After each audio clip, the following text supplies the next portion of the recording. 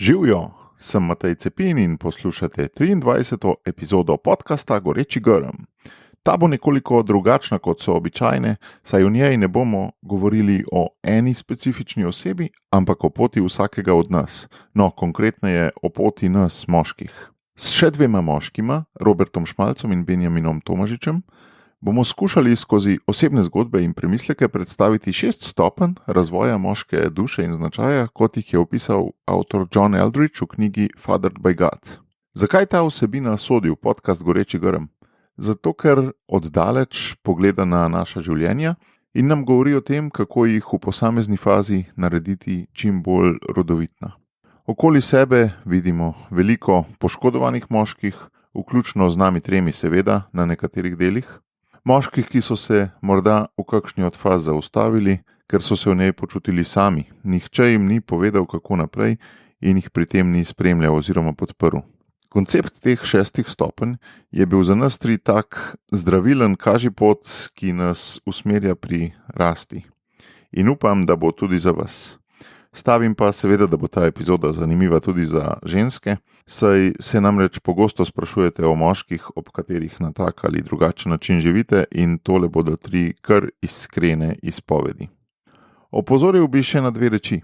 Na usposabljanje osebno poslanstvo, ključ do aktivne vloge v družbi, ki ga 17. in 24. novembra pripravljamo na Socialni akademiji, bo zelo pestro, zanimivo in globoko.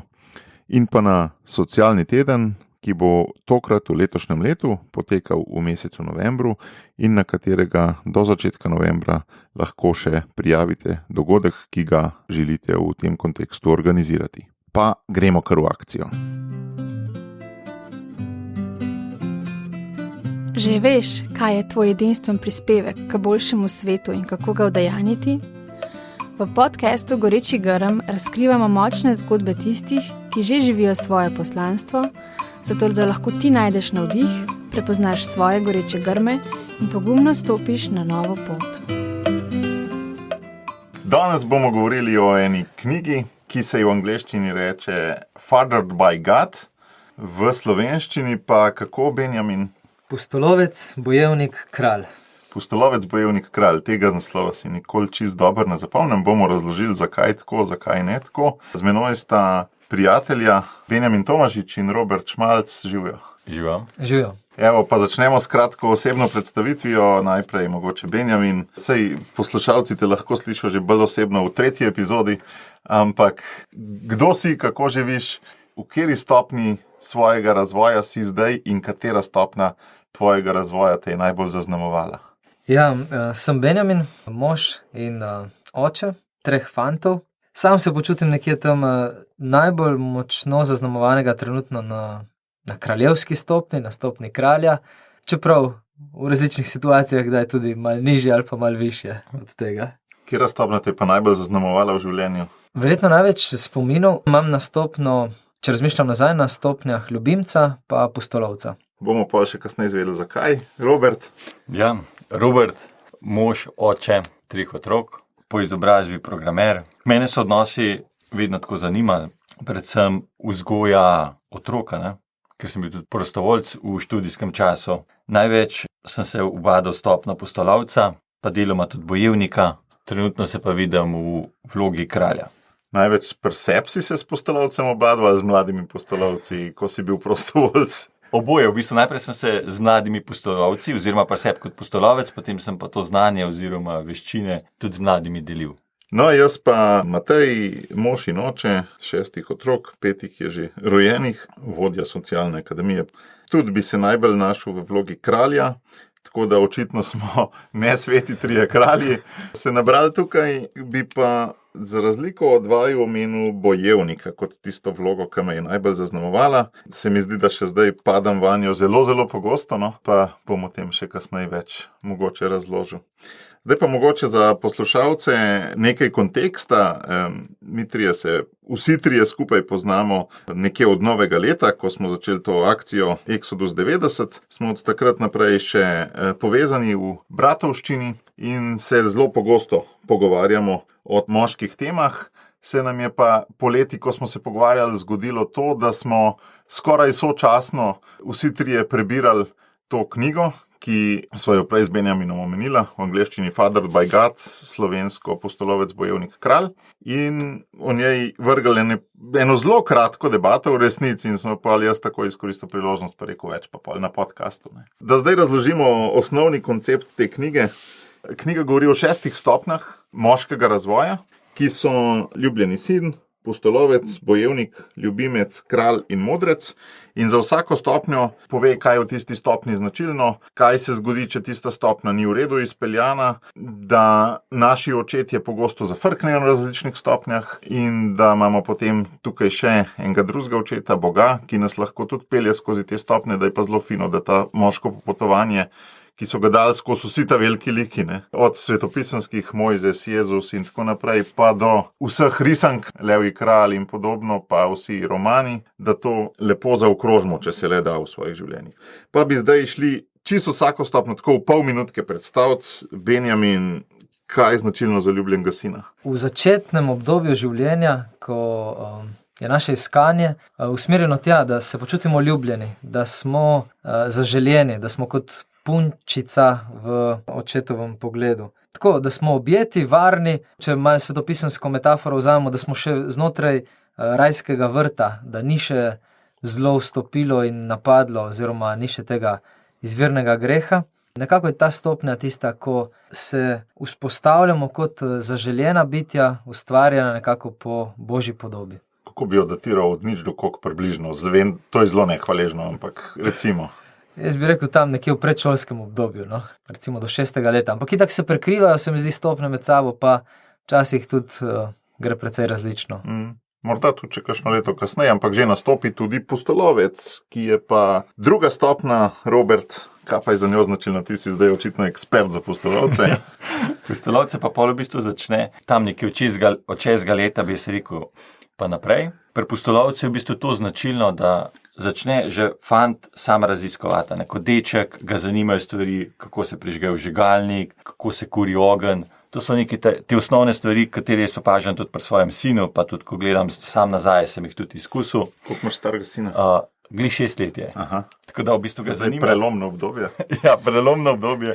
Zanima ga, kako s palcem delati, kako kurati ogenj, kako nekaj tovt skladvom. Vse te osnovne stvari, ki jih najde doma, ga zanimajo. Pa potem recimo apostolovce tudi, ko raziskuje neko ozemlje, se pravi, gre nekam sam na neko taborjenje, kampiranje, morje s prijatelji, tako da v bistvu to so te prve osnove apostolovca. Pol pa preraste v bojevnika, smo rekli, stopnje niso zaporedne, ampak se prekrivajo, ne? Kdaj se po tvoje ta prehod v bojevnika, recimo približno povprečno, zgodi, pa kaj je pol z bojevnikom? Jaz, če gledam pri sebi, bojevnik je nekje puberteta, ne? Takrat se začneš upirati malo staršem, ima svoje bitke, potem imaš tudi bitke recimo v družbi, se pokažeš, moška tekmovalno se pokaže, pa tudi recimo potem na različnih področjih, da osvojiš recimo svoj študij ali pa izobrazbo, da dosežeš, potem na delovnem področju so bitke, tako da v bistvu vse to so neke bitke, katere biješ. Kakšna je po tvoje razlika med apostolovcem in bojevnikom? Apostolovec je raziskovalec, se pravi, ne spušča se v neke bitke, se pravi, apostolovec nekaj raziskuje, odkriva neke nove stvari. Bojevnik pa v bistvu je soočen tudi z različnimi izzivi. Moraš opraviti neko nalogo, prideš z osebo, ki se s tem ne strinja. Recimo, primer, starši ti dajo neko zadolžitev in ti se z njo ne strinjaš v tem času odraščanja. In tle se bojuješ. Potem, če gledam malo kasneje v študijskem času, imaš razne bitke v smislu bitka za stanovanje, kje bo zdaj bil, se pravi, moraš poiskati neko stanovanje.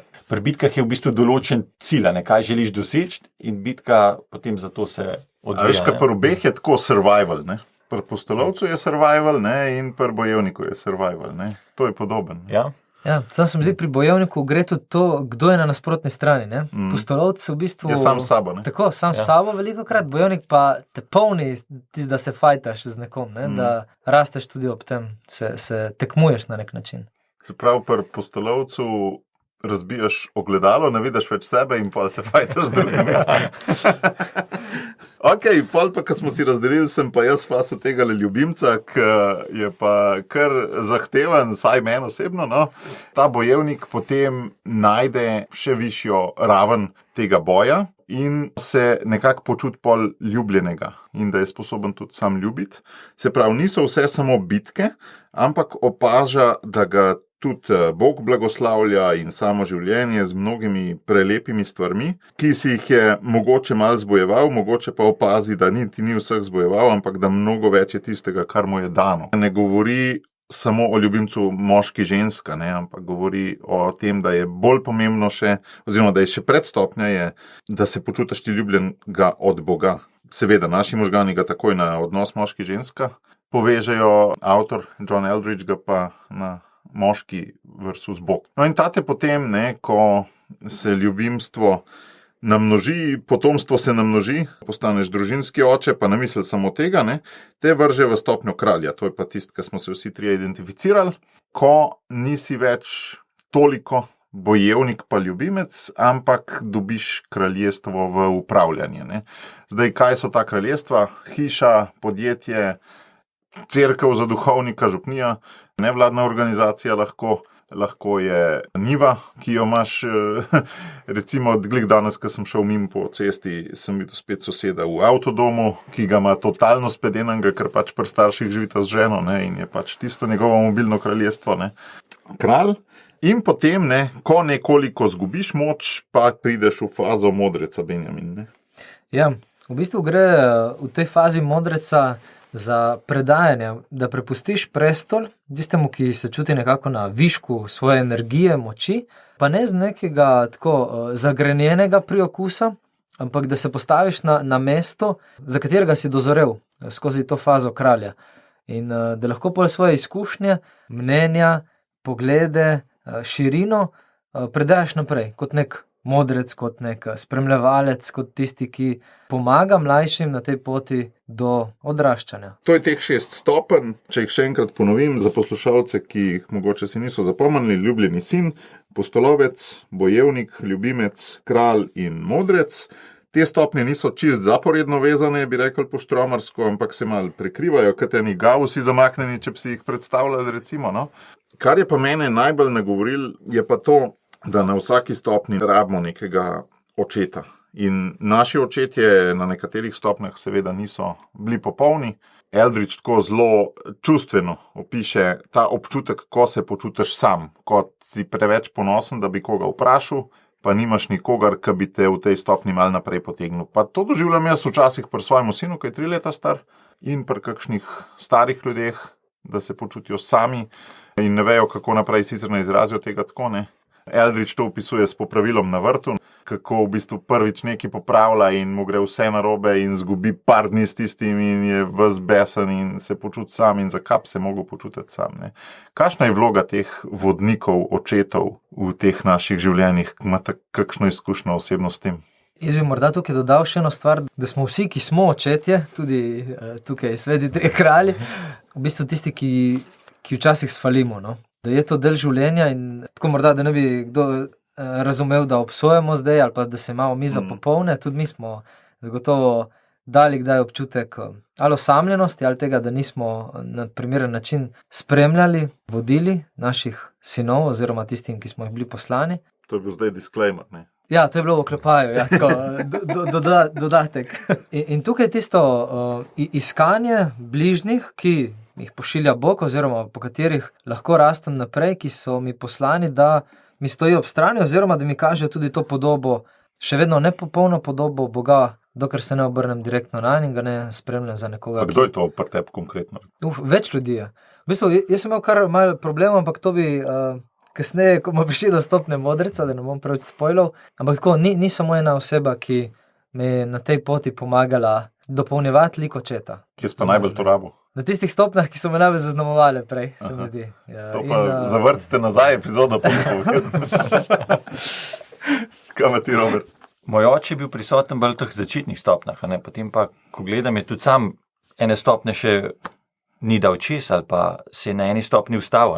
Tako da v bistvu so bile pa različne osebe, od duhovnikov, voditeljev, učiteljev, ki so me pač spremljali, recimo v fazi bojevnika, v študijskih časih, potem v fazi ljubimca, zdaj ko gledam nazaj, v bistvu ta faza mi je najbolj manjkala. Pa v fazi kralja pa danes še se zgodi, da kakšenkrat sprejmem kakšno odločitev, pa potem vidim, da bi bilo dejansko boljša, če bi šel po drugi poti. In tle je važno, kot je Benjamin povedal, da tudi če narediš napako, da si to priznaš in poiščeš potem pot, ki bi bila ustrezna. Ja, v fazi kralja, kot smo zdajle, ne, tudi iščemo take očete. Mogoče so to glih modreci, ne, 6. stopnja. In meni recimo je bil tale John Eldridge, ko sem prebral to knjigo poleti, neke vrste tak modrec. Pa gremo zdaj potem po posameznih stopnjah.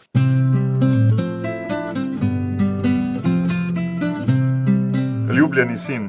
Evo, kaj se spomniš, Robert, da je bilo pomemben pri ljubljenem sinu? Pa kaj ti svojemu sinu želiš dati v tej fazi ljubljenega sina? Ja, kot ljubljen sin, jaz v bistvu imam zelo dober ta spomin, ker se spomnim, ko sem bil pač še odraščal, je oče prišel domov, me je avionček zavrtel, in sem čutil, da me ima pač rad, da me sprejema. In na podobne načine jaz hočem v bistvu sinu to pokazati, se pravi. Telesni stik. Telesni stik, ja. Ali si vzamem čas za njega, pa voz v avtočke, ali ima dejansko tudi ta fizični kontakt, ko vidim, da zdaj ga v bistvu že kar potrebuje, se pravi, da se primerja, koliko je močan, da mu izkažem to ljubljenost, da ga imam rad. In da sem bil tudi sam ljubljen na ta način. To ti je dovolj, ali bi moral še kakšno popotnico dal v tej fazi? Za ljubljenega sina bi bilo to zadost, ker v bistvu je res ta prva stopna, in tle je pomemben ta stik, prisotnost v bistvu očeta. Benjamin? Jaz, ko razmišljam o tej stopni... Ti imaš 3 ljubljene sinove, ne? Ja, ampak ko se sam spominjam svojega obdobja, mi pride tako prvo na misel, da v bistvu smo živeli skoraj kot v eni mafijski družini. Ja, to sem prebral, kaj to pomeni? To pomeni, da smo bili v bistvu dost velika rodbina, ali kako ne rečem, sorodniki, ki smo imeli skupaj hišo. Jaz sem bil najmlajši bratranc, imel sem 6 starejših bratrancev, ki so živeli zraven in so bila ful prepletena naša življenja. Pa živeli smo s starimi starši, tako da meni, podobno kot pri Robertu, mi je bil ta fizični stik zelo dragocen in tega sem ogromno prejel. Tudi malo primorsko-italijanskega temperamenta je bilo v naši družini, spravi precej objemanja, potrepljanja ali tako, kar mi je dalo nek občutek bližine, pripadnosti in ker so bili bratranci malo starejši, tudi pol, ko je prišlo do kakšnih ali v vrtcu problemov ali kaj takega, so se zavzeli zame, tako da sem imel zelo močno ta občutek, ja, sem varen tukaj, sem ljubljen tudi, sploh z vidika ožje, primarne družine, pa tudi v bistvu to, da zmorem narediti. Imam spomin tukaj, da moj nono, on je bil zelo ročni delavec in on me je upeljal v to, da sva, ne vem kdaj, zbijala kakšne deske. In ne bom nikoli pozabil, kako sem naredil prvi zajčnik za zajce svoje, ko sem bil tam 3., 4. razred, tam sva ravnala tiste cveke tedne in tedne, žeblje. In kakšen ponos je bil meni, tako da sem nekaj ustvaril v enem varnem okolju, s podporo nekoga starejšega moškega lika. To mi je ostalo dost tako pozitivno in kot ena spodbuda, pa tudi sam zdaj, ko gledam nazaj, opažam te drobne trenutke iniciacije, ki se lahko začenjajo že v dost zgodni dobi pri mojih sinovih in ki bi jih želel dati naprej. Ja. Tako, tudi če so majhni in nepomembni, ampak ne vem, da kdaj zaupam vrtalno mašino, ko nekaj delava, da nekam tudi on zašraufa eno stvar ali pa nekaj razseka. Tako. Kaj so taki drobni bombončki, ki jih daješ, ki jih trosiš s ljubljenim sinovom? Ena zadnjih je bila taka, recimo, da sem si vzel eno soboto in smo z desk žagali, zbili in naredili ptičjo krmilnico. Zdaj, še vedno moram kupiti pokrivalo, da bo na dežju zdržala, ampak tako zgleda dokaj normalno, bom rekel, tako da upam, da bo služila svojemu namenu. Ampak tako zelo se nanašam na izpostavljanje, kar si prej omenil Robert, to, da v bistvu si vzamem čas in sem pozoren, izhajam iz tistega, kar vidim, da nagovarja sinove moje, da ni tisti prešer vsakdanjosti ali pa milijon obveznosti, ki jih imam, nekaj, kar bi me ustavilo pri teh trenutkih. Oni malo vodijo igro, ne? Ja, da se znam odzivati na v bistvu njihovo iskanje te ljubljenosti, pa tega potrjevanja, da zmorejo nekaj, ker to se mi zdi pomembno od 3. leta naprej vidim, da koliko jim pomeni, koliko so ponosni pol in čutijo tudi, da gredo v pravo smer. Ti prejle si kot primer ljubljenega sina dal en dogodek iz, 3. 4. razreda. To je še en dokaz več, da te faze Eldridge reče, da je overlap. Ja, se prepleta. Kako si to doživljal? Zakaj ti je bil takrat, če pri tej starosti, ki ni več primarna, še ta ljubljeni sin tako pomemben od detka? V bistvu se mi zdi, da se lahko kar zavleče, oziroma en umestni del je precej prekrivajoč. Mislim, da med vsemi fazami, včasih celo več faz. Če gledam zdaj trenutno svoje življenje, vidim na ta način. Ampak zagotovo sem rabil še, po moje, bi rekel, skoraj do konca osnovne šole, nek občutek varnosti, potrditve. Tudi če sem se začel vmes že upirati, postavljati pod vprašaj kakšna navodila, pričakovanja, ampak vseeno se mi zdi, je bilo dosti pomembno za moj zdrav razvoj, pa iskanje v tistem času življenja, da sem dobival tudi potrditve na tem področju. Jaz to vidim še zdaj, kdaj rabim varnost pa potrditve. Tako da... Ja, so v bistvu z te vloge, da smo ljubljeni božji otroci, naj stopimo do konca. Sej, en drug pogled bi bil tudi, da se sam nalagajo te stopnje, ali pa sej tudi zdaj sem že malo modrec, za koga lahko.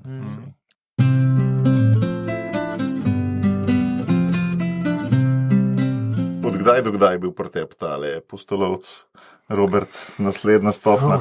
Ja, to v bistvu z osnovno šolo se je to kar začelo, jaz ko gledam nekako. In ta vloga pustolovca v bistvu je bila pri meni že s tem, ker moja pokojna stara mama je imela pač kmetijo in to je bilo v bistvu ena drvarnica, je bila zraven gost, velik travnik in jaz po šoli vidno sem k njej prihajal, pa tudi tako sem bil v varstvu že pri njej pred šolo in meni je bilo res to super, ker to ona imela orodje, kladivo, žage, vse, kar se pač da dobiti in jaz sem to vzel in uporabil, vrvi, vse raznosil in ona se je vedno jezila, ni problem, če vzameš, samo vrne nazaj, kako pa mi to iščemo in zdaj, ko gledam sina, isto dela. Isto, ja, moj tudi kovček za urodje skozi razturen najdem. No, ampak je bilo res to dragoceno ta svoboda, se pravi po raziskovanju, mi smo preplezali vse gozdove, hiške, lovske, vmes se je zgodila tudi nesreča. Pač v osnovni šoli je en prijatelj tam, ko je živel zraven babice, mi smo šli plezati na eno hišo, in je padel dol, in se je pač nogo zlomil, in pa je imel tudi pač dolgo okrevanje. In takrat, ko sem razmišljal nekaj normalnega, zdaj, ko gledam, v bistvu smo še dobro odnesli. Pa še ena taka dobra je, prigoda, mislim, dobra. Srečno se je končala, lahko se ne bi. Je bila pa srednja šola, petarde. Se pravi, sošolci, jaz sem hodil na Vigovo, sami fantja, dajmo tekmovati, kdo bo petarde zrihtal, kdo jih bo pač kupil. In starši mi tega itak niso dovolili, niti niso vedeli. Jaz sem prišel v šolo, kupil celo škatlo, pa sem imela pa sosedom tak način, da on mi je pokazal, se pravi, če petardo ti odlomiš, je noč smodnik in prižgeš, tisto lepo zaprasketa. Dokler se ni en večer zgodil, da grem jaz sestro, pa sestrično, one dve sta bile mlajše, hodimo po ulici, jaz naredim isto. Ampak napaka je bila, da jaz petarde nisem odlomil dovolj zgoraj, se pravi pri kapci, da bi smodnik lepo na sredin počul. Sem ga prehiter, se pravi, preveč je ostal te kapce in mi je v roki zadeva počla. In jaz sem bil takrat po tem dogodku, 3 dni res nisem slišal na uho, pa na drugo zelo slabo. Ampak na srečo se je dobro končal. Ker res pač takrat strahu staršev nisem povedal, sestrična pa sestra sta bili tiho, tisti večer sem prijel petarde in jih vrgel v smeti. Ko gledam zdaj nazaj, je Bog tisti trenutek, ki je v bistvu on bil z mano. Ni bilo nobenega odraslega, nobenega drugega moškega. Sam sem bil, lahko bi se usodno končal, ali z roko, s prstom, ali pa izgubo sluha, pa se je na srečo dobro končal. Ja, veš, da jaz imam tako spomine pustolovske na osnovno šolo, predvsem po šoli smo razne traparije počeli, ampak imam pa tako občutek, da glavnina pustolovca je bila pa zame zamaknjena v srednjo šolo, ko sem začel hoditi na te tezajska srečanja, pa to, sicer še vse organizirano, ampak sam po evropskih mestih pa to, Pol pa v študentska leta, ko sem pa najbolj to močno, ko sem potoval. Jaz sem praktično prepotoval vse te kontinente s svojimi očmi, ki tudi niso najbolj zanesljive. Dobro, se sem imel vedno še koga zraven, ampak to so bile res ali po 2 dni skupaj na busu, ali spat kar nekje, mislim med klošarji, na pločniku v Grčiji, pred železniško postajo, ali na železniški postaji, ali v divjini. Ko itak pol skauti, sem šele v študijskem času prišel. Tako da jaz sem imel tako občutek, da sem imel tega pustolovca zamaknenega, zelo močnega, zelo starosti primerno močnega, prav res direkt v žilo, ampak kar že pol naprej zlizam ga malo z bojevnikom.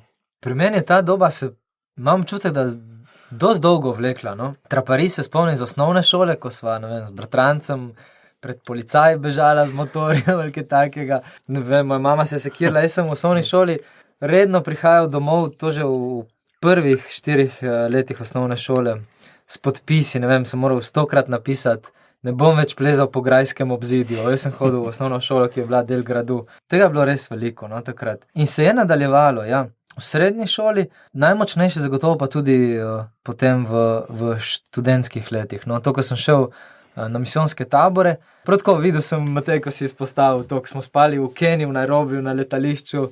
Ta pustolovc, tako mi je še vedno ful privlačna stopnja, izzivalna, dosti spominov imam na njo, pa se mi zdi, da je trajala kar nekaj časa pri meni.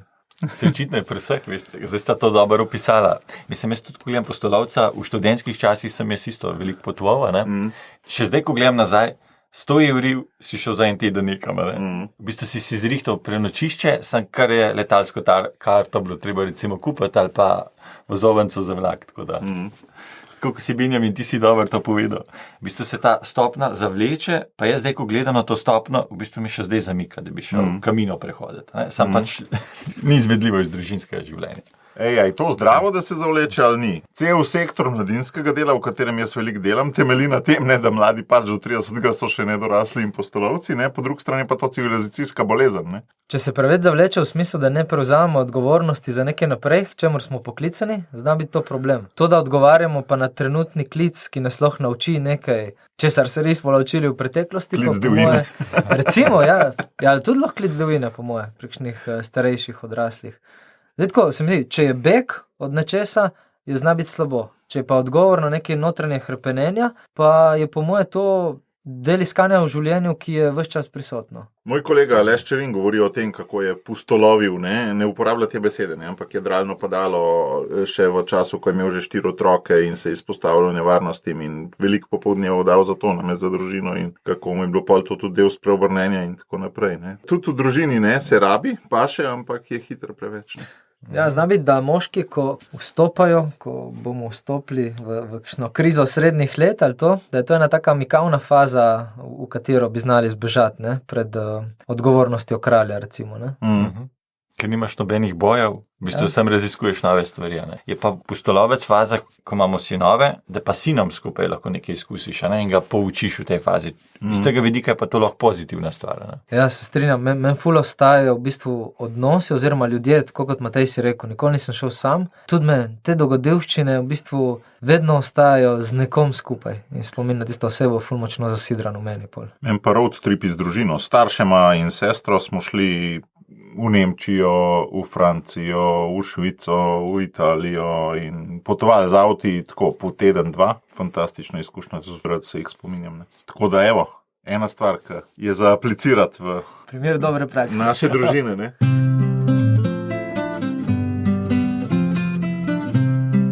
Ta bojevnik je pa po moje tista točka preloma. No. Jaz jo doživljam tako kot si prej ti dober Robert rekel, ne? Nisi več, ali Benjamin se ne točno, nisi več ti tisti, ki je edini v boju, ampak je na drugi strani nekaj. Na drugi strani je nek problem, morda neko zlo, morda je to zlo tudi v tebi. Kjeri so bili tisti glavni boji? Robert, tisti tak, dobre zgodbe poveš za uvod. Glavni boj, sem najbolj pomislil na eno smešno prigodo. V bistvu je smešna, ampak takrat me je zaznamovala. V srednji šoli, bilo je v 3. letniku, se pravi, bilo je konec šolskega leta, bližalo se je poletje in takrat je bilo v Ljubljani pozdrav poletju. Mi sošolci smo šli na to zabavo. Pustolovci, seveda, ja, raziskovati. In po zaključku sošolci rečejo, da gremo še na eno pivo, tlele v en lokal, ampak jaz sem čutil, da mi res ne paše pivo. Ne. Jaz bi nekaj brezalkoholnega in sem bil to prepričan, da bom nekaj naročil in gledam cenik in tam gor je bil frape. Pride na kilnar, naročijo si pir in mene vpraša, kaj boš pa ti? Jaz bi pa frape. Meni se je začel kilnar smejati, sošolci se začel smejati, ne? In pa ja ne boš ti zdaj tlele frape piva, ne? In jaz sem bil prepričan, In še danes, ko gledam, odločen, jaz bom frape, ne? In pol pač pride nazaj, ja, res nimamo, bi kaj drugega, ok, pa mi pa čaj prinesla, ne? In mi je prinesel čaj in od takrat se mi je pa še do konca srednje šole zafrkavala, ne? Ampak kot bojevnik, jaz sem pri svojem cilju sem ustrajal, ne? Mene je to zaznamoval na pozitiven način, da včasih za te želje, ko jih imamo, je pa treba ustrajati, ne? Čeprav so vsi proti tebi, pa ti drugače govorijo, pa bi jaz recimo lahko kot moški rekel, ok, da ne bom izpadel reva, ali pa da ne bom izstopil iz skupine moških, pa bom še spival, ne? Čeprav mi res ni paslo. To je ena taka prigoda bojevnika, ki ustraja v svojem boju, ne? Pri meni je ena taka malo tragična, tista, ki me je sprožila v to fazo, oziroma kjer je bilo dal kot začetek te faze. In sicer, ko je stric naredil samomor, je bilo v meni eno tako želja po bojevanju z Bogom, no? Vprašanje zakaj, bila sva si blizu, smo imeli zgrajen odnos. Tam je v bistvu prvi tak bolj dolgotrajen boj, oziroma dolgotrajen. Prvi tak boj, da sem začel res iz nekega hrepenenja v sebi bojevati, to je bil prav z Bogom, ja. Iskati smisel življenja, smisel vire, se kregati z njim. To mi najbolj prije na tej, ko razmišljam, neki eksistencialni ravni o bojevanju, ker vse so bili boji, starši doma, s prijatelji ali pa tako, ampak noben me ni tako zaznamoval kot ta. Jaz ga pa tudi, ker sem že rekel, sem imel postolovca zamaknenega, doživljeno sem imel tudi bojevnika zamaknenega in sicer meni se je tam nekje okrog 4. letnika zgodilo to, mogoče celo mikrofaza ljubimca, totalno dobre prijatelje sem spoznal, v Stolnici v mladinski skupini, družina Podplutba, smo ji rekli, ker nas je Jože Plut imel, ampak smo mi si sami brez njegove vednosti tako rekli.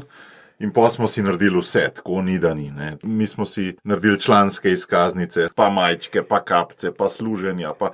na koncu smo ugotovili, smo pogruntali celo skavtsko metodo v resnici. Čisto vse, kar skavti delajo, smo mi sami pogruntali, brez da bi poznali skavte. Pa sem jaz v tisti skupini začel prevzemati razne naloge in pol iz tistega ven je pri meni zrasel, da sem šel k skavtom, tam imel celo, rečemo temu, kariero v narekovajih in pol na mladinskem cehu in pol še drugje, ne. Mladinski ceh je bila moja prva zaposlitev, ki sem jo doživel kot na nek način tudi boja, ne. Se pravi, diplomiral sem iz računalništva in pol ful dober diploma, 10, wow, čestitamo, ne. Kam greš zdaj delati, ne, na mladinski ceh, ne. Kva? Ne. Tako.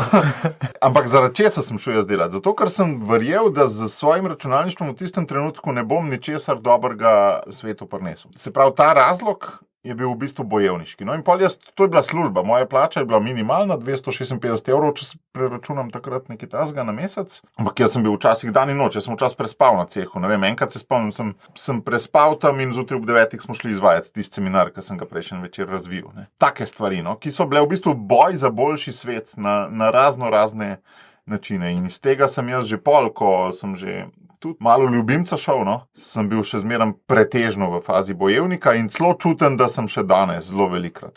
Glih včeraj sem imel en tak dan, ko sem bil praktično cel dan za računalnikom, ko nisem bil nič drugega, sam bojevnik, ne. Jaz se najdem v marsičem, kar si rekel, no, moje bojevanje, največ časa, energije na tem področju je šlo zagotovo v tem nevladnem sektorju, od tega, ko smo ustanavljali Društvo mladih v župniji, pa potem pri študentskem svetu, ko sem bil predsednik in takrat se je še naš faks ravno na novo postavljal, stavba, pa je bilo treba tam v teh izmenjevanih mnenj in dogovarjanjih in bojih za dobrobit biti prisoten. V bistvu me je vedno bolj srkalo noter, se mi zdi tako, kot ena predpripravljalna faza na kralja, ki pride kasneje. Takrat mi je bilo res ta cilj strašno pomemben. Ampak pol verjetno ravno s kasnejšo ali pa s širšo sliko, malo oddaljeno, pa v bistvu boji, ki jih danes bijem, včasih mi je ful lažje sprejeti poraz kot del zmage na poti v neki vojni. Tako. Takrat sem bil bolj noter v ožjem fokusu na nek dogodek, na nek impact, ki sem ga videl samo v tistem trenutku, recimo. Če pa gledam zdaj vlogo bojevnika, je pa zelo past, da si preveč stvari naenkrat, se pravi, preveč bitk odpreme. V službi različne projekte, potem še doma, kakšno stvar, še pomoč prijateljem ali pa v župniji in hiterata preveč teh bitka, ne. Potem pa ne obvladujem več stvari in vidim, da potem je boljš ne biti na tolikih bitkah, kot na preveč bitkah, ne. To je eno dvajo najbrž ti, ne, ful dober napisal, ja, da v fazi bojevnika hudi duh ne deluje sam tako, da te onesposobi za bitko, ampak da ti da preveč bitk naenkrat, ne, in pol begaš živčno. Kaj pa je pustolovec dal za tega bojevnika vama? Kako je dober pustolovec pomagal v tem bojevniku? Jaz bi dve stvari po moje izpostavil tukaj, ki se mi zdi, da sem jih odnesel iz pustolovca do bojevnika. Ena je širina, ob videnju nekih bojev, ki jih drugi bijajo, tako pa tudi neko ponotranjeno izkušnjo zase. In druga je upanje. To, da lohrata, to, da se da speljati stvar do konca, to, da se da zmagati v nečem dobrem, da če imamo ob sebi primerno sobojevniško ekipo, da lahko marsikateri boj pripeljem do tiste točke, ki čutim, da je prav, da ga.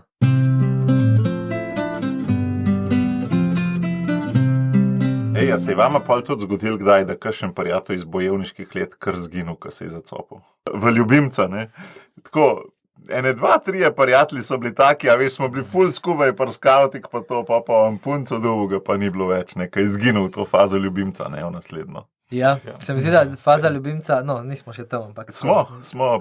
Skačemo vanjo počas. Ja.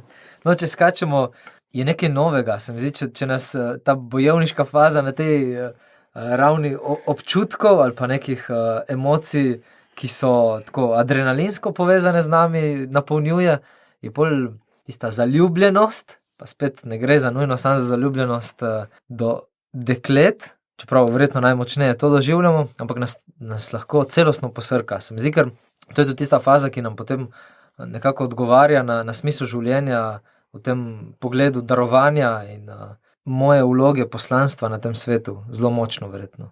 Ja, jaz bi se strinjal z vama, ne. Isto. Začeli se je s fazami, se pravi srednješolskih oziroma študentskih let, ko so se v bistvu prijatelji so dejansko dobili punco in so izginali iz obličja, ali pa njihov čas se je zelo omejil, ne. Še bolj pa, zdaj ko gledam nazaj, bilo pa v bistvu to se je začeli nekako pol s poroko, ne, se pravi, ko smo se začeli poročati, imam tudi še nekaj prijateljev še ni poročenih in so v bistvu kratko po družinah izginili in pač tako je ostal, ne, pa dva sta taka sta ostala, sta se počutila, mi nimamo več kaj tle iskati, ne, in so začeli iskati si družbo drugje, ne. Je pa ta faza ljubimec v bistvu, Benjamin, ti si dobro povedal, ja, ta zaljubljenost se pojavi, da začneš potem iskati pri ženski to ljubezen, ne, ki je pa v knjigi opisana zelo na drugačen način, da v bistvu moraš začutiti ljubezen Boga, ne, da te ljubi, šele potem lahko ti ženski to daješ. Ne. Ja, Jezus je bil v fazi ljubimca, ne, če gremo skozi Jezusa, recimo na križu, ne, ki je najbolj čustva izzival od ljudi, najbolj je se daroval, ne, se pravi, gre za dajanje ljubezni, ne za sprejemanje. Ne. Čeprav tudi sprejemanje, seveda, mora biti, da lahko daješ. Ne. Sam imam pa eno zelo močno izkušnjo v zvezi s tem in sicer leta 2000, bil sem star 24 let, ko sem v bistvu šel na svojo prvo tišino v TZ, enotedensko tišino in šel sem iz 2 vzgibov, ne, iz pustolovskega pa iz bojevniškega. Ne. Nekaj novega probat, ne, to je pustolovc in a bom zdržal, to je pa bojevnik. Ne. In ta tišina mi je tako, ker to je res taka močna izkušnja, kdor je že bil, ne, tako 2 dni nisem nič, pač okej, si še v mislih in to, 3. dan totalna praznina, ker se ti vsi te medsebojni odnosi ti zginejo, ne, in pol je na to mesto iz teh praznine horizontalnih odnosov vstop pač Božja beseda, ta vertikalen odnos. Jaz se še zdaj spomnim, jaz sem dobrega pastirja bral, tam s pogledom na ene travnikovac, jaz sem dobri pastir, bom poskrbel za vas, jaz nisem sam najemnik, jaz vas bom imel skozi rad in tako naprej. Wow, tako izlite ljubezni, ne. In pa sem jaz tisti Janezov evangelij od tam naprej prebral v istem dnevu do konca in od začetka do tja, a ne. Celega sam s faznim zamikom, ne. In čist bil pol očaran, tudi ko sem prišel nazaj, ne, ampak porebila pa v tem, da sem jaz svojo sedanjo ženo spoznal mesec pa pol pred tem in sva bila takrat na mailu sva si kaj dopisvala in ona tako, ko sem jaz šel v TZ, reče, daj mi tezejski križac prines, ne. In jaz tisti tezejski križac pošljem, ne, po pošti v kuverti. Moram reči, da ne, iskreno do sebe, da ne zelo preračunljivo. Mi je bila pač simpatična punca, ne, ampak ne tako to moram, ne vem, osvojiti, ne. 3 tedne zatem, ko sem jaz čutil to ljubezen, sva mi bila par, ne. Ko sem v bistvu lahko to dal. To je ta potrditev tega, ne, da moraš se čutiti najprej ljubljenega in to je ponavadi od Boga, da ti lahko si ljubimec, se pravi, daješ ljubezen naprej. Ne. In tudi Eldridge v knjigi tako dobro reče, ne, da so moški, ki niso šli nikoli iz pustolovca pa bojevnika ven v to fazo ljubimca, ne, in predvsem iščejo to ljubezen pri ženskah. Ne. Ja, jaz sem tukaj kar precej ran na svoji poti doživel, pa tudi zadavno.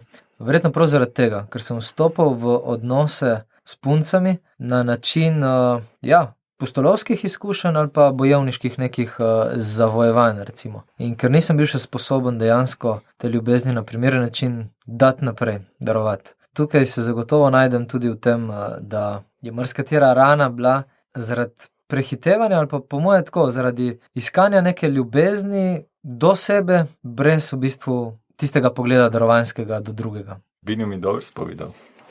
Tole zaradi tega, ker imam isto izkušnjo, podobno. Da sem pa v bistvu zdaj mi je padlo sem na pamet. Vstopil sem v odnose kot bojevnik, da bom osvojil nekaj dobil, v bistvu ne pa dal. Ne. In potem, ko je pač po določenem času zaljubljenost minila, ni bilo več. Ne. Nisem vedel več, kaj ne delamo v odnosu. Ne. In sem pač odnos prekinil. Trofeja je bila, ne? Ja. Bojevniška. Tisto, kar sem pričakoval, da bom jaz nekaj dobil, nam je zdal, pa ga ni bilo tega feedbacka. In se pravi, tako kot si omenil, je odprl samo še rano, ki je bilo treba potem zdraviti. In kako vaju pol ta faza ljubimca spremenila?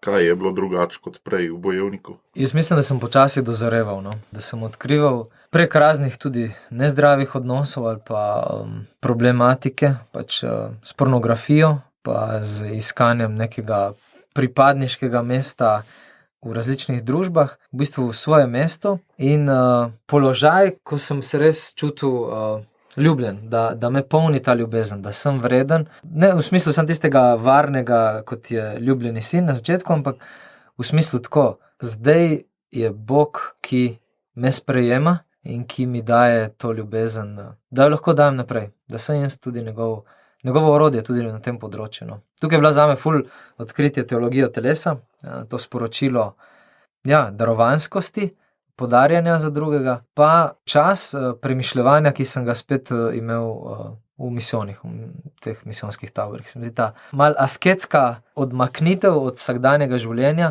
je bilo verjetno dost navezano na kakšno izkušnjo v tišini, ali pa to, ker je nek ritem, ki te vrže iz tisočih skrbi vsakdanja tukaj v okolju in omogoča pol kopanje noter po tistih hrepenenih, ki so najgloblja in iskanje odgovorov tam. Ti misijonski tabori, ne, to je tako brand ljubimca, ne, kao ti se boš daroval tam obogim črnčkom, ne, ampak v resnici so pa to za mlade, ki še niso toliko na tej fazi in dejansko je to vzgoja za ljubimca za bojevnike in pustolovce, ne, po svoje. Ja, po moje točno to, ja.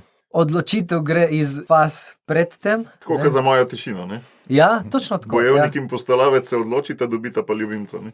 Ja, izgrajujete pa najbolj na vidiku ljubimca, ja. Vsaj sam sem tako doživljal, ja. Se podobna stvar so tudi oratorije oziroma neko prostovoljstvo, ker namenja svoj čas, ne, v bistvu ti dobiš neke nove izkušnje, pustolovec te pripelje do tega, bojuješ neke bitke, v bistvu pa sebe daješ na razpolago, podarjaš otrokom, komorkoli, ne, in dobivaš nazaj potem. Mislite, da je ta mladinska pastorala, ki je bila v naših časih, čeprav smo mi mečkano v različnih desetletjih to živeli, jaz največ v 90-ih, vidva najbrž tam po 2000, ful jo je na vzgojo vezane, ne. Se pravi, da si ti lahko v cerkvi aktiven, sam se vzgajaš mulce. Težko si pa zelo aktiven kot mulc, če si dober programer, ali pa če si dober športnik, ali pa če si dober dizajner, ne vem kaj, ne. Sej so tudi take vloge, ampak 95% je povpraševanja na trgu dela mladinske pastorale je z vzgojo, ne, in ful se zgublja enih talentov, ne, ker vse sam se vodi vzgojitelj in pol pej to družino in pač imej svoje otroke in delaj tako naprej. Ne. Ja, po moje je razlog v tem, da v teh letih, ko recimo, da se lovi vzgojitelje mlade ali to, je to nekaj, kar jih najbolj pritegne tudi, ne, da delajo sovrstniki. Programer, ne predstavljam si, čeprav bi verjetno bilo ful dobro, da bi naredil programiranje in da bi en res hud projekt imel, kjer bi lahko 5 mladim dal zadela, da bi se čutili in da bi bili skupnost. Ne? Mislim, da to obstaja, ampak da v Sloveniji smo pač s tem, ko smo skavte pa oratorije in misijonske tabore in kar še tega je, ne, dal kot edino obliko. Sej oratorij ponuja tudi ajde za nekoga, da spletno stran naredi. Jaz sem prvo svojo prostovoljsko stvar naredil, ker sem bil edini, ki je znal CorelDRAW z računalnikom v letu tam nekje 93, sem v bistvu cajtanko oblikoval. Če ne bi jaz tega talenta vnovčil, ne bi nikoli šel pol na vzgojo. Ja, mogoče mora biti kakšna ta vstopna točka malo drugačna, ne, se pravi, kot ali tečaj programiranja in potem iz tega nekdo se najde, lahko shaja naprej, ali pa tečaj kuharstva, ne? Pa gre potem lahko naprej. Ja. Zanimivo, da zdaj nesveti trije kralji debatiramo o tem, kako vzgojiti ljubimca. Ja.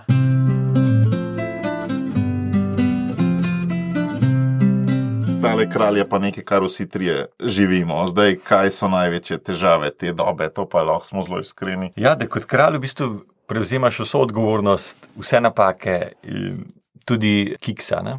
Ali v družini, v poslu, kjerkoli pa smo. Ne? Tudi od drugih, ne? Tudi od drugih. Ker kralj v bistvu, mene je nagovorili vse v tej knjigi, je zelo nehvaležna vloga. Ne? Se pravi, če pogledam, ali pa nek voditelj, predsednik države, kot oče ne vidim, sprejmaš slabo voljo v družini. Se pravi, si tudi lahko za vse kriva, ne? Ker pač ne uspeš urediti stvari.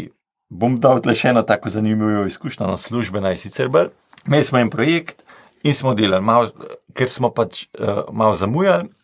Jaz sem kot programersko pristopil, vodila je ženska in potem pač vodja pogleda, da bomo pogledali, kaj smo naredili in reče, tole ni narejeno. Vem, da ni bila čisto moja napaka, ker nisem dobil ta navodila, ne?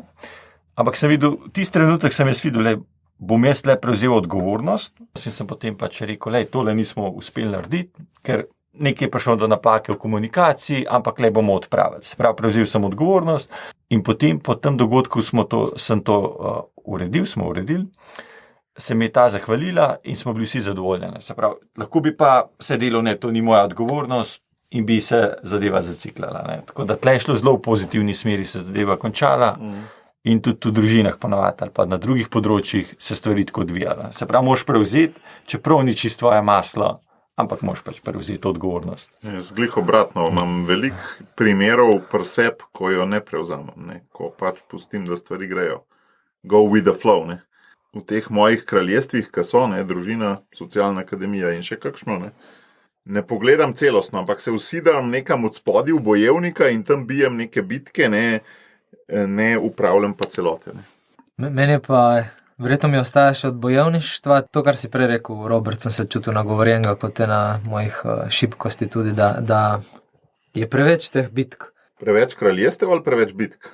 Ni nujno, da so v različnih kraljestvih, ampak jih odpiram pa neodgovorno. Včasih mi uspe in takrat sem miren, ko recimo za določeno bitko, za odgovornost, za neko stvar, ki jo prevzamem kakorkoli, si neko ekipo, tim sestavimo, da premislimo, da lepo steče.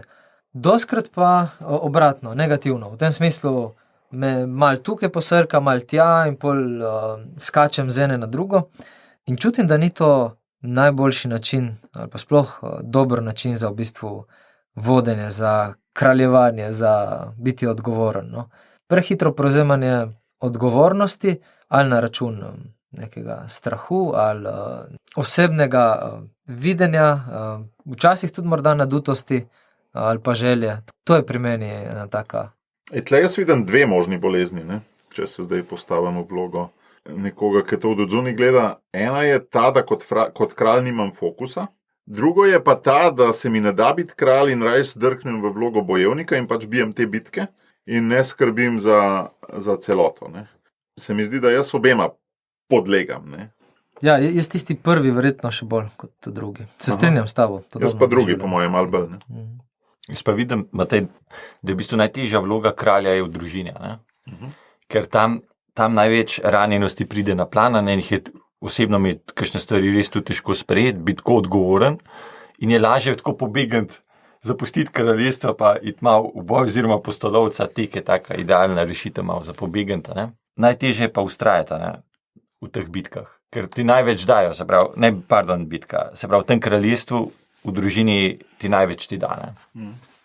Meni je ena taka simbolična stvar, mi je prostor, ne, pri kralju. Sej tudi država je definirana s teritorijem praviloma, ne s prebivalci, ne, ampak s teritorijem. Ne. In pol tisti prebivalci, ki živijo na teritoriju, sodržavljani. Ne.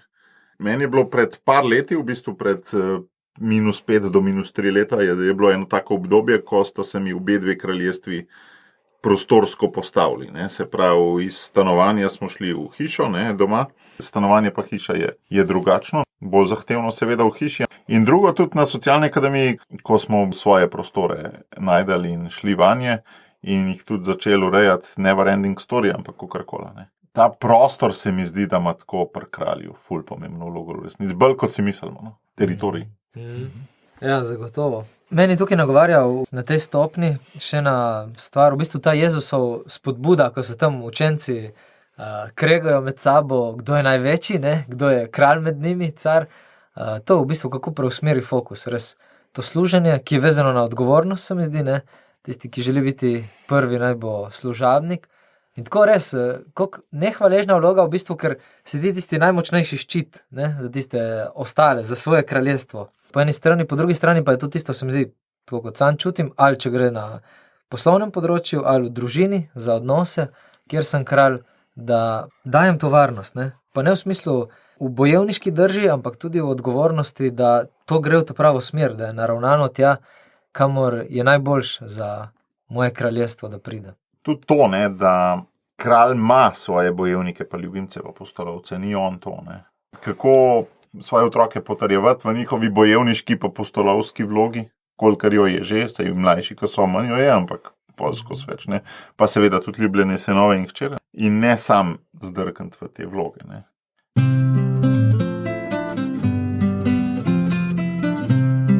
Kako pa zdaj kot kralji, kjer se čutimo šibke, iščemo te modrece, kaj pa 6. stopna. Benjamin, tle si imel eno zgodbo. Ja, v bistvu me je dosti nagovarjalo tekom iskanja, kdo so osebe, kdo so ljudje, ki jih vidim kot neke mentore, ki so mi bili za zgled. In potem se čutim prav v študentskih letih, ko se spomnim nazaj, sem bil včasih zelo razočaran, ko sem v bistvu pri določeni osebi, ki sem jo prej tako malo idealiziral, odkril eno stvar, ki me pa tako malo odbila ali pa mi ni bila kul. In dejansko mi je tukaj bil potreben, sem potreboval en tak miselni preskok, da sem v bistvu lahko začel doživljati modrece po posameznih področjih ali pa po posameznih talentih ali pa po posameznih časovnih obdobjih v mojem življenju.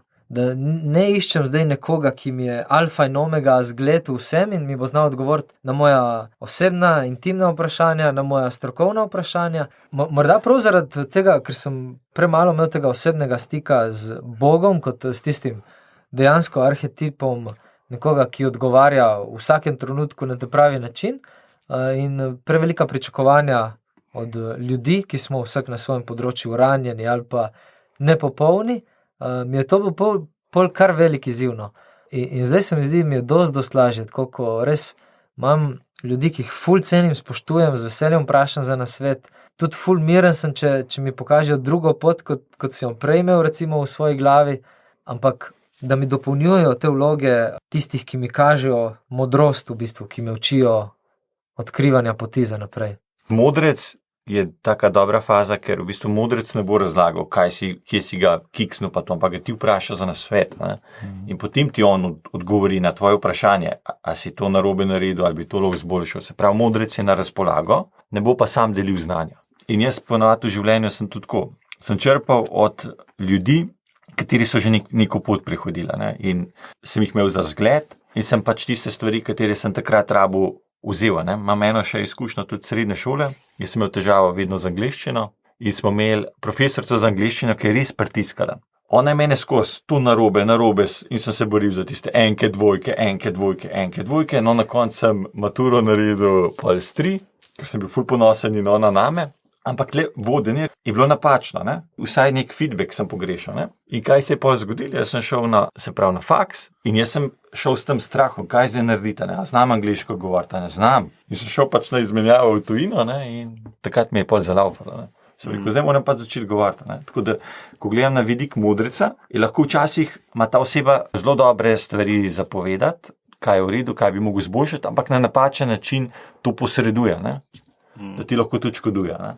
Jaz pa zdaj razmišljam, moja največja na nek način zamera ali pa rana na službenem področju je, ker pač nisem sam doštudiral z tega področja mladih, pa to, kar aktivnega državljanstva, pa to, kar socialna akademija dela, da nisem imel nikoli nobenega nekega mentorja na tem področju. Ne. Se pravi, socialna akademija je ratala takole, tle je tole, mi se bomo zdaj malo ven umaknili iz tega, da imate nared kaj, če boš. Ne. Dobro, se tudi noben ni težil, da mora iz tega nekaj ratati, ne. Ampak nasploh tako v civilni družbi, sploh malo bolj temu delu civilne družbe, ki malo bolj blizu krščanskim vrednotam, nisem najdel nobenega mentorja. Ne. In spet, zdaj le razmišljam, ne, a sam nisem najdel nobenega kralja, ker jaz bi rabil v bistvu enega človeka, ki bi me ufuraval skozi več let, ne sem za ponasvete prideta. Ne. A ni bilo kraljev še takrat, ne sploh, ali sem res rabil modreca. Če na družinskem področju vendarle iz cerkve, Franci Bačar je bil odličen podcast na to temo, kako je govoril, da ga je katoliška cerkev naučila biti oče. Tu imam podobno izkušnjo. No? Če sem tukaj najdel dovolj modrecev, ne, celo se osebno v zakonski skupini družim z največjim, ne, v Sloveniji, Vitalom Vidrom, ne, ki je res star že čez 90 in tako res modrec, ne. Pa na tem poslovnem področju praktično ni bilo ničesar. Ne. Tako da pol neke pač knjige, pa nekaj kompenziramo, ampak tako, ko premislim, če bi bil v nekem zdravem okolju, koliko bi bilo manj težav, pa kaj bi lahko že bilo, ne. Koliko sadov več bi lahko že bilo. Ne. Tako da iz tega se je pa rodilo zdaj ravno to, a ne, da sam poskušam saj ne še z vidika modreca, ki še nisem, ampak saj kakšne nasvete iz prehojne poti dajati naprej, tudi prek socialne akademije. Ne. Tukaj je tako močno prepletanje, se mi zdi, no, tudi če pogledam svojo pot, da v bistvu ob nastopu funkcije kralja je delček te funkcije v bistvu že predajanje naprej, kar si se sam naučil, prenašanje na naslednike. Ne. Ko vstopam v vloge kralja na takem ali drugačnem področju, no, če jo želim to vlogo res dobro živeti, ja, moram vstopati počasi v vlogo modreca. Ja. Sej to predajanje naprej je ful fora kralja. Kaj zares sproži modreca? Modreca po Eldridgeu sproži pešanje fizične moči. Ne. Tudi izguba teritorija v bistvu, ne. Gospodar postane modrec, ko kmetijo preda sinu. Izguba teritorija in druge fizične moči tudi te prelomi. Ne. Kralj že itak more dajati naprej, ne. Saj že ljubimec. Ne. Tam dajanje naprej se najbolj z ljubimcem začne. In pol kralj pa modrec, sam se pa skozi nadgradi. Ne. Ja, pri modrecu je to fokus, je to ključ v bistvu ta kako preživeti izgubo moči, a ne? Tukaj nimamo, se mi zdi, kot družba dejansko nimamo tudi primernega sistema za vključevanje modrecev kot tistih oseb, ki doprinašajo nekaj dobrega v družbo. Kulture modrecev nimamo, ne? Ja. Prav kulture modrecev, ne? To, da bi si želel pripadati modrecem, polka si star enkrat 60 plus. Ne? Ja, se tudi odrasli, mislim, starejše osebe, doskrat verjetno, če se jih posluša, se zdijo v napoto večini, ne? Namesto da bi se zdeli tako koristni s tem svojimi izkušnjami, ki jih delijo naprej. Tako, ker neko pot so že prehodili in znanje imajo. Ne? Opažam, da ko pridejo neka leta, res se zavedajo, da pač morajo zdaj to dajati. Ne? Se pravi, želijo dajati mlajši moški in pa to, ampak mlajši moški, ali pa tudi sam, kdaj se zalotim, kaj mi bodo starejši pamet solila. Pa v bistvu imajo zelo dober namen, samo mogoče res ni na pravi način podana informacija tisti trenutek, kar pa jaz nisem pripravljen jo sprejeti. Tudi na nas je, da gremo po informacijo. Ne? Ja, meni se zdi to ključno, tudi pri sebi, da v bistvu mi ne iščemo doskrat modrecev in nasvetov, ja. Ali, ne vem, zaradi neke časovne stiske, ali zaradi nekih napuhov, nadutosti, ali individualizma, karkoli, ampak tukaj se mi zdi je ena problematika današnjega sveta. Ja. Ok, to je bilo 6 faz, za konec pa še rubrika Lepo se je kdaj vrniti nazaj. Sam sem to knjigo prebral v letošnjem Tezeju, ko sem imel to čast in priložnost, da sem šel ponovno sam v tišino z enim svojim zelo dobrim prijateljem. Sva šla na Interrailu 24 ur do Tezeja, 6 prestopov, ko si kot v starih časih zagrneš zaveso na kupeju, sezuješ čevlje, da bo čim bolj smrdel, daš noge čez, da ne boš po noč dobil neprijavljenih gostov, si kupaš čips in Coca-Colo in se greš pustolovca, zato ker se je dobro kdaj malo vrniti nazaj. Ne? Zdaj, sam Interrail je bil sprožitelj tega, ne? Kam pa vidva rada nazaj skočita? Ja, bi se skočiti nazaj, vidno je dober, kakšne Recimo že sami eksodus pa askeze so dobra stvar, ne? Recimo kopanje. Malo bojevništva, ne? Že kopanje v mrzli vodi, ne? A to se bomo zdaj pohvalili. Ko smo izvedeli, recimo, to je bila taka neka pustolovščina. Drugače pa tako, sem že prej enkrat omenil, da bi enkrat San Diego prehodil, ne? San Diego, pardon. To je neka pustolovščina, ki niti ne vem, če bi sploh izpeljal. Sem žena zaenkrat, če ni odobrila, da bi šla zraven, ne? Tako je sebe vidima, ne, se pravi, neki taki izzivi, ki bi bili dobri, ampak trenutno še niso izvedljivi. Meni prije na misel tudi kakšno to, kar si izpostavil, kakšno kopanje februarja v jezeru, ali pa kakšni odmiki, recimo, ko grem kdaj na Krim, ali pa kakšen gost laufat, ali pa kaj greš ti, iskat ljubimca? Tako, verjetno grem iskat stik sam s sabo, ampak grem po moje iz te pustolovske verjetno grem notranje zdaj res bolj zaradi faze ljubimca kot pustolovca. Ampak pustolovci je tisto, kar me spominja za nazaj. Pa ena želja je še, da to misijonske tabore, ki sem jih izpostavil, da bi družinsko jih doživeli. Da bi enkrat peljal družino, v bistvu na eno tako pustolovščino, malo večjo. To mi ostaja. V bistvu vsi ti trenutki, ko se trudim neko zdravo iniciacijo dajati sinovom, v bistvu povlečejo v obdobje, ko sem sam doživljal to. In so mi tudi taka neka napolnitev. Zdaj, ko si Benjamin še to omenil, ja. Jaz sem se spomnil. Pustolovščino, v bistvu, jaz tako probam organizirati družinsko, naredimo poletnik kolesarski izlet in gremo res vsi, ne. Vlak, kolesa gor, se odpeljemo. Zdaj, nazadnje smo bili v Mojstrano, smo šli pa potem nazaj, ali pa recimo gremo v hribe, spet družinsko, ne. Se pravi, je neka pustolovščina, ki v bistvu poteši mojo potrebo po pustolovcu, lahko dajem otrokom, in kot družina smo potem vsi skupaj, ne? Tako da te misijone družinske si zelo dobro povedal. Sama, če moraš biti kralj zraven, je to ta prav pustolovec. Meni ni čist, ne vem, jaz rabim kraljevsko vlogo začasno dati na klin, da sem lahko ta prav pustolovec. Ne pa rata, veš, Matej, tlele. Rata? Rata, ker meni je bil največji izziv, ko smo šli prvič v hribe in sem imel nek plan, ne? Kaj bomo? In potem se videl, da ne bomo več, da pač prepočas hodimo, da preveč otroci opazujejo, ne? Potem sem si rekel, mogoče moram pa izročiti in biti z družino in to, kar bom dobil, iz tega črpati, ne? In sem bil zadovoljen. In zdaj se vedno tako prilagodim najšibkejšemu členu in gremo naprej. Ne, sej je, mi smo šli recimo, Klara je bila 1 leto stara, četrti otrok Janeza še ni bilo. Smo šli road trip po Bosni 14 dni z avtom na različne lokacije. V bistvu je bilo isto, kot včasih road tripi, samo deljeno s 3 lokacij sem nekako predvideval. Se pravi, da pravilo sem imel, da vsaj 2krat prespimo na eni lokaciji. Ne. Imaš prav, ja. Imam tudi jaz v arhivu kakšno združeno. Ja, meni se to zdi, da tako so trenutki, ko lahko odklopim. Ja, tista širša slika pa malo staja koordinacija. No, 47% moških, ki ste poslušalci mojega podcasta, upam, da ste dobili idejo, v kateri fazi ste in kako naprej. Upam, da ste dobili idejo, kako prebrati to knjigo in kaj v njej lahko dobite. Meni je bila fantastična. 53% žensk pa upam, da ne boste preveč grobe do svojih ljubimcev in kraljev, naj se sami odločijo, kam bojo šli naprej, čeprav logično vi svoje tudi rabite. In upam, da boste tudi to dobile, sam po pameti. Hvala, Robert, hvala, Benjamin, za to oddajo in tudi za širše bratstvo, ki bo zdaj kmalu že 1 leto trajalo. Ja, res je. Hvala, Matej, tudi hvala, Matej. Tako, upam, da vam je bila epizoda všeč. Če se še niste, se naročite na podcast Goreči grm v vaši aplikaciji za poslušanje podcastov. Priporočam kar aplikacijo Google Podcasti. Pa ne pozabite na usposabljanje osebno poslanstvo, ključ do aktivne vloge v družbi. Več o njem najdete na spletni strani Socialne akademije in pa na letošnji socialni teden, več o njem na www.socialniteden.si.